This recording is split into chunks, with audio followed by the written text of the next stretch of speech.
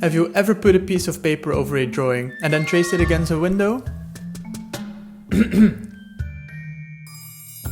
Come on, dude, it's fine. Just admit it. Yo, come look at this guy.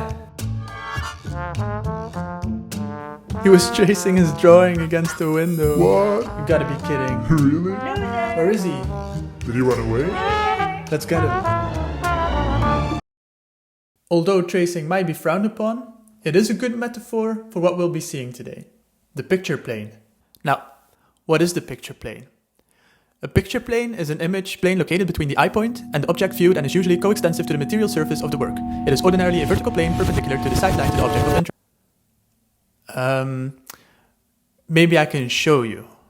Alright.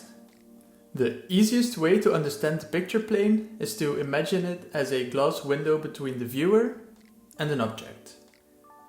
This window is always at a 90-degree angle to the viewer. So if the viewer would be looking up, it would be something like this. And if the viewer would be looking to the left, it would be like this. Now, if this viewer had a Sharpie and would trace this object onto the glass window, it would probably look something like this.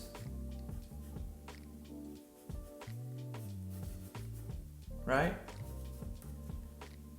This would be a 2D rendition of this 3D object. And this is only true if the viewer is standing at this spot. This spot is called the station point.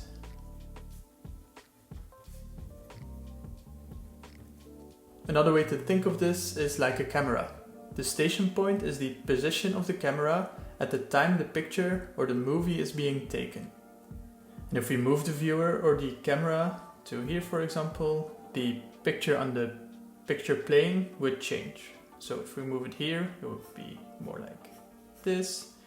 And if we move closer, it would be more like this. This feels pretty intuitive, right?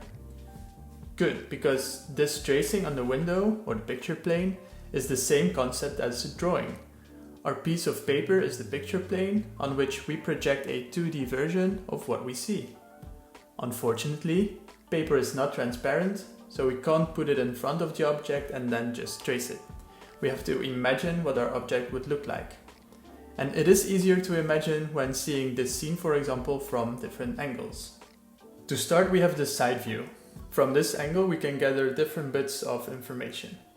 First, we can see that the object is taller than the viewer. Our eye line, which would be around here, is around the middle of the object or maybe a bit higher.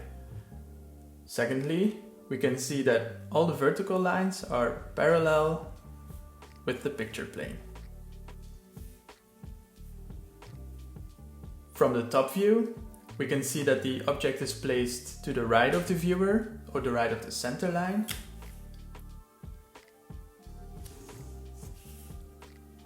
And we can see that these horizontal lines are also parallel with the picture plane. Now, if you're a bit confused, I know these look like vertical lines, but this is a top view and they represent these horizontal lines of the object. And with this information, we know what type of perspective we're dealing with. Horizontal and vertical lines that are parallel to the picture plane is a feature of... Come on, you can do it. 1 point perspective, you're right. I'm so proud of you. So everything put together, the object projected onto the picture plane would look something like this. This is the eye level, and in this case also the horizon line. And then the eye point would be right here, which is also our vanishing point. And then if we want to draw the full scene, you can extend these.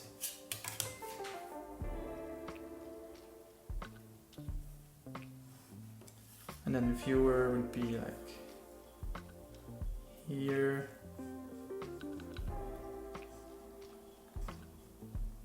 Looking directly at the vanishing point. Now, what would happen if we turn our object sideways? Well, let's see. The viewer is still here at its station point.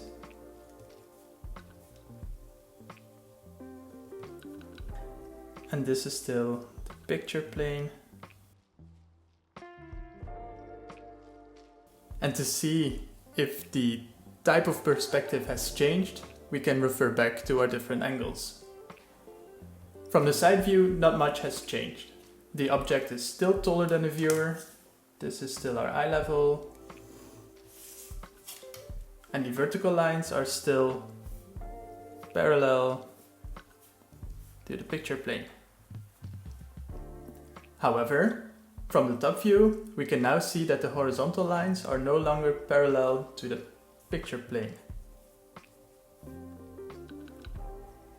Thus, resulting in this image, which is in two-point perspective. Two-point perspective where vertical lines are still parallel to the picture plane, but horizontal lines move away from it. Now, I can hear your gray mess working. You're wondering, why is this important? Well, first of all, I am convinced that understanding the concept of the picture plane with this relationship between the viewer and the object is essential for understanding perspective, and mastering it will improve your drawings. Secondly, the picture plane is an essential tool for plan projections. And rumor has it, that might be next week's tutorial. There's a little spoiler for you. If you don't want to miss that video, make sure to subscribe. If you enjoyed today's video, leave a like. If you have any questions about today's topic or any topic in general, you can leave them down below and I'll make sure to answer them. Other than that, thank you so much for watching and don't forget to think outside the box.